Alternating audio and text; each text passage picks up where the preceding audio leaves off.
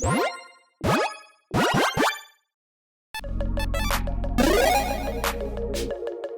everyone, Mitch coming in for the Commander Score Studio. Welcome to the show. So this commander is quite hungry, and it's going to eat your opponents, well, everything, and their hopes and dreams especially. Let's jump into it. And that commander is, of course, Ygra, Eater of All. Yeah, this commander is really hungry. Its price is kind of up there, too. That being said, still a budget-friendly deck. Even though this commander is nearly $12, the rest of the deck, every single card in it at the time of building it, 50 cents or less. So the total, according to Moxfield, is $27.51, not including shipping or basics, but you might already have those. Regardless, if you are interested in this deck, make sure you check out that deck list link in the description below. Let's talk about the commander. Let's get into the tactics. So this commander is a 6/6 elemental cat, because that's the thing, for 5 mana in Golgari. Ward, sacrifice a food. Other creatures are food artifacts for their types and have pay 2. The food thing. Tap, sacrifice, gain 3 life. Whenever a food is put in a grave from the battlefield, you get 2 counters on this. So turning all of our opponent's creatures into artifacts that are food is massive. This has huge implications. I mean, turning ours into artifacts too, we've got some ways to work with that as well, but yeah, we've got some ways to turn just some absolutely, not necessarily awful cards, but cards that aren't really all that good into powerhouses, into game changers, and turning this commander into a one-shot KO in the blink of an eye. Absolutely. This commander is hungry for victory. Let's jump into the tactics and talk about how we're going to win with this one. Let's start things off with tactic number 1, Edict Eviction, because, yeah, Edict effects can be amazing for this commander. Let's just talk about one to start. We'll talk about why it's so good. Accursed Marauder, a 2/1 zombie warrior for 2 mana, enters the battlefield. Each player sacrifices a non-token creature. So this actually forces some good sacrifices for us, and we can just sacrifice this to itself, which is great.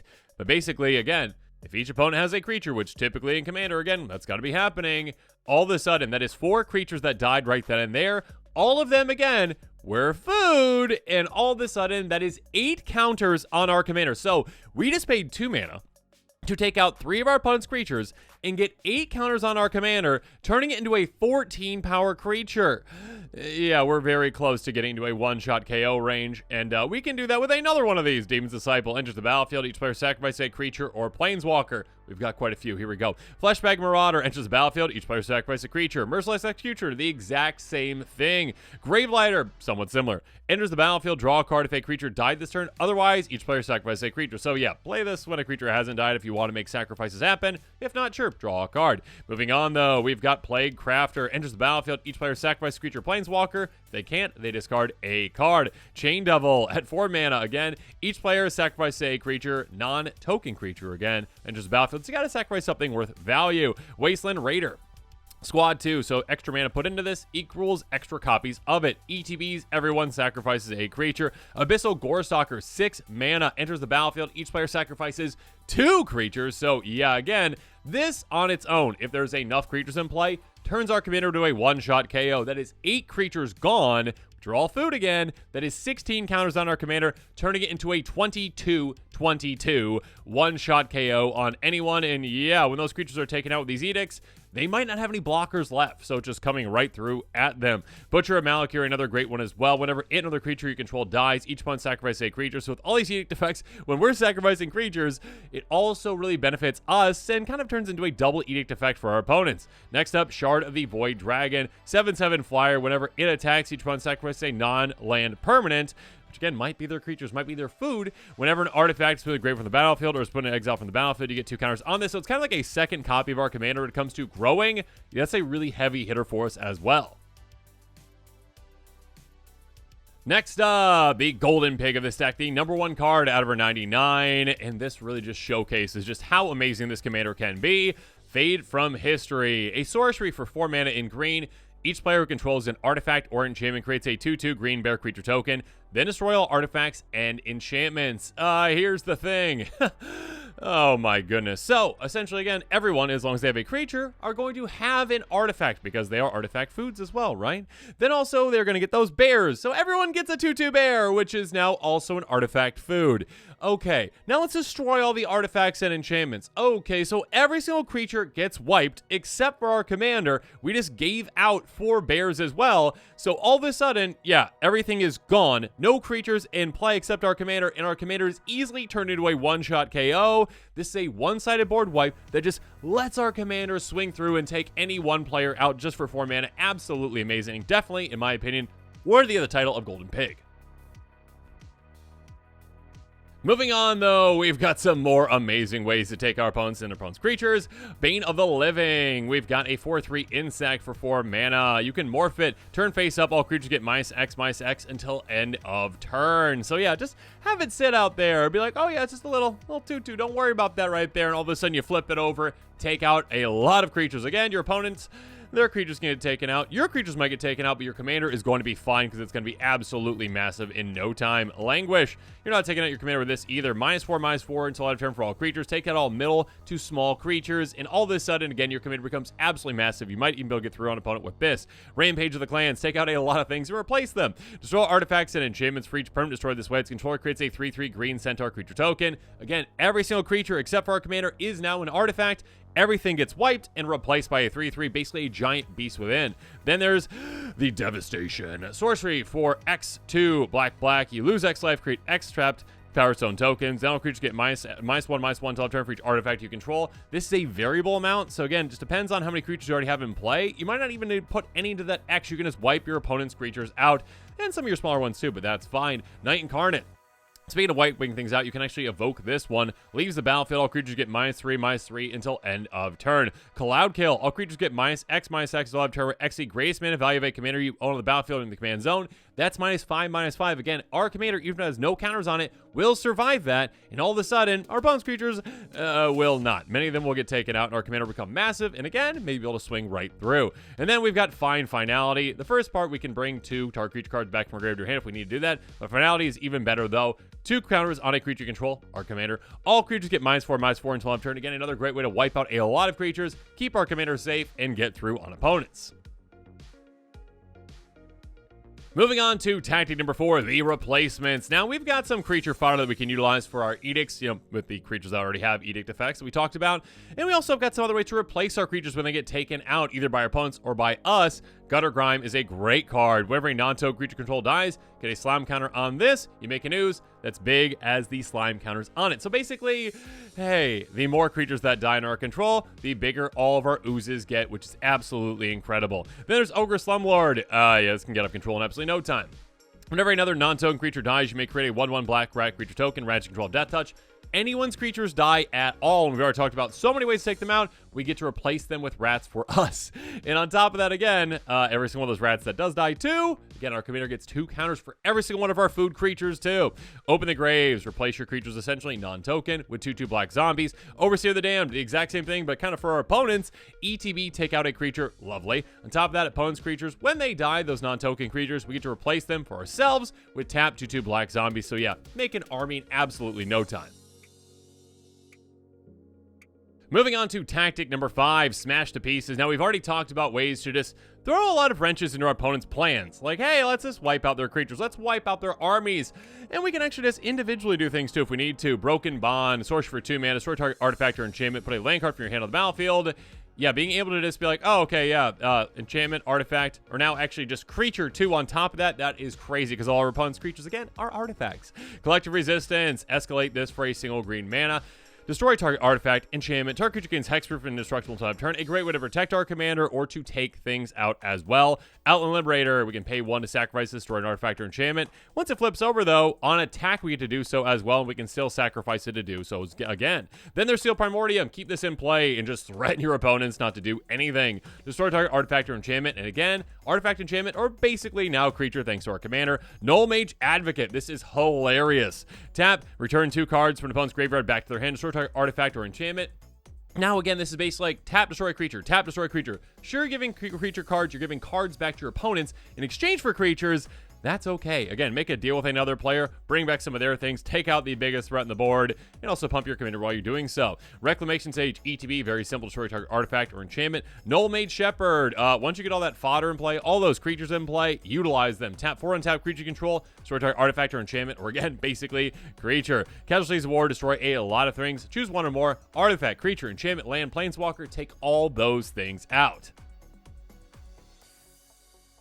Moving on, tactic number 6, food art. Yeah, we've got some ways to take advantage of our, well, creatures becoming artifacts, becoming food. Inspiring Statuary, non-artifact spells you cast have improvised, so now all of a sudden, all of our creatures can basically become mana dorks for our spells.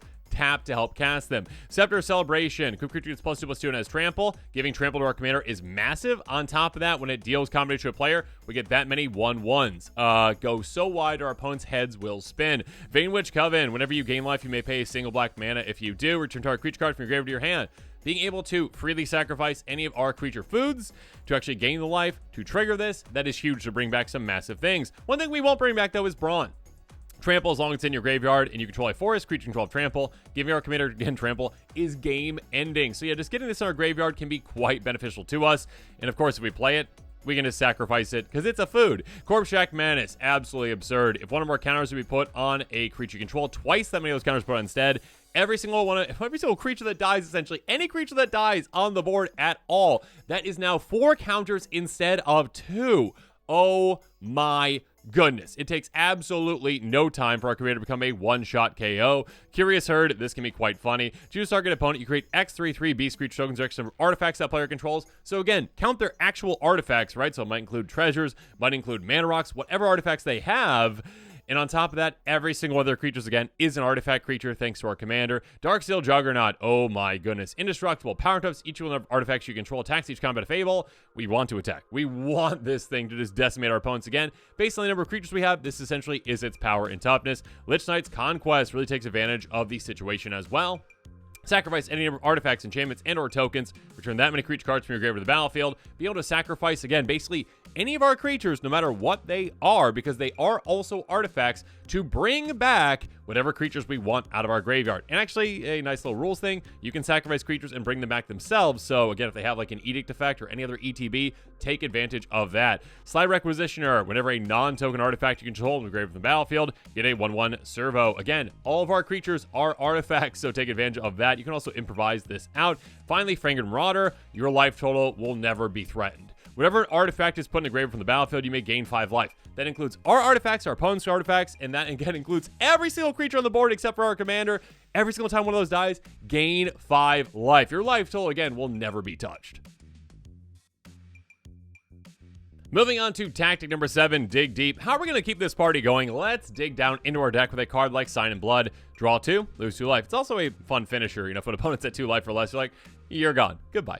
Midnight Reaper, whenever a non-token creature control dies, deals 1 damage to you and you draw a card. 1 life for 1 card is well worth it. Read the Bones, very simple. Scry 2, draw 2, lose 2. Driven, until end of turn, creature control gain trample, and whenever the deal combination player, draw a card. Again, we've got plenty of ways to wipe our opponent's creatures out, swing through, draw a lot of cards with this, and giving our commander trample is just already huge. On top of that, until end of turn, creature control gain menace, and whenever it deals combination to a player, the player discards a card is the other side with despair, so out of our graveyard. Again, menace can be a great way to get our commander through as well. On top of that, decimate your opponent's hands. Harmonize, very simple, 4 mana, draw 3.